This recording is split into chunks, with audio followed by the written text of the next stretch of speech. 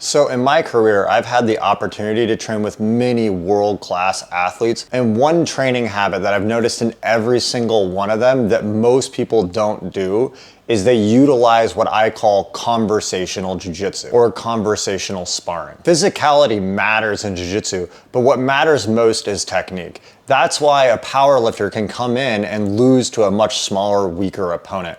But often after training for a long time, people lose track of that. If you could upload all of the knowledge of a world-class black belt into a high-level athlete like a triathlete or a football player, they're gonna be really good. They're gonna be world-class. But the reverse isn't true. If you take someone who's a world-class athlete and you give them the knowledge of a white belt, at best they're gonna be a very difficult, spastic opponent. So really the true goal with jiu-jitsu is to update our pattern recognition and our understanding of positions. Of course, sparring is one of the best ways to do this, but the reality is there's a lot of time you can't train in jiu-jitsu. Even if you're training 5 times a week, you have so much more time that you're off the mat. Or your schedule could be conflicting so you can't get into the gym. Or you could be injured. So your ability to evolve your pattern recognition, which has nothing to do with your actual strength, cardio, it's just your brain's ability to time movement and understand where positions are. So your ability to evolve at that when you're not on the mat will massively increase the rate in which you get good because so much of your time won't be on the mat. A lot of people, when they can't train, they like to do like solo drills and things like that. And that can be useful in the beginning, but really what you're trying to learn is the right patterns to do at which time. And that's hard to simulate with a solo drill. And this is where conversational sparring is really good at speeding up your learning process. Basically what it is talking to someone who has a similar knowledge as you or working on a similar problem and having conversations about problems you're having in the situation. While it doesn't seem like this is close to sparring, it often will force you to understand the patterns that are giving you a hard time. An example I could use is if I was talking with a white belt to try to help them understand a position. So let's say this white belt is struggling with finishing an armbar in close guard. The first thing I would ask them is, okay, well, where's your opponent's arms? Like, how are his arms positioned? For a lot of people, just that question right there, the person will go, oh, well, I actually don't really know where their arms are, or I guess it's here, and they don't have a clear vision of the position. And what this tells me is they're too focused on the technique they want to do rather than reading the pattern of the positioning that their opponent is in.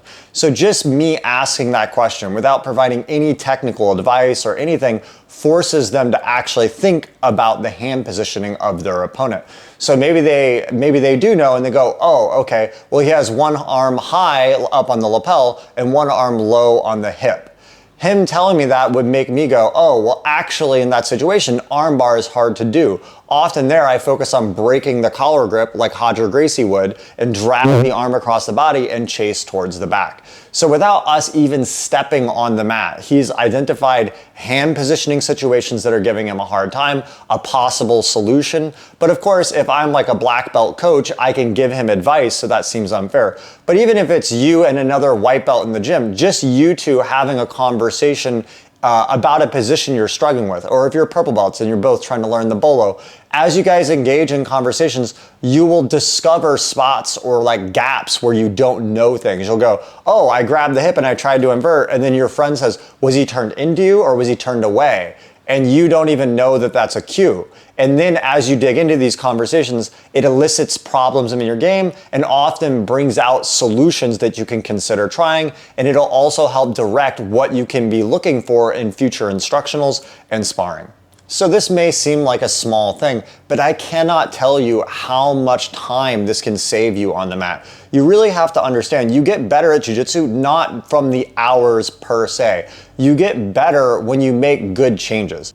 If you imagine, if you're trying to learn to do an armbar and you have your hand in a bad position that doesn't work, it doesn't matter if you put 1,000 hours doing it the wrong way or 1 hour doing it the wrong way. You're doing it the wrong way. So if by having one conversation before you go into the training and I tell you change your hand position, just that idea can save you so much effort going in the wrong direction. So this idea of standing on the shoulders of giants can massively speed up your learning process, as well as getting that sparring time in by having conversations about the positions will prime you to be so much more efficient when you go back on the mat, as in the case of closed guard. The next time that student would go into training and they're in closed guard, they would actually be paying attention to the positioning of their opponent's arms, which is going to make them way more likely to make a good choice, or at minimum discover what's going wrong or more deeply understand the problem that they are having so they can ask better questions in the future. So all I would say is whatever your normal training schedule is, whatever you're already doing,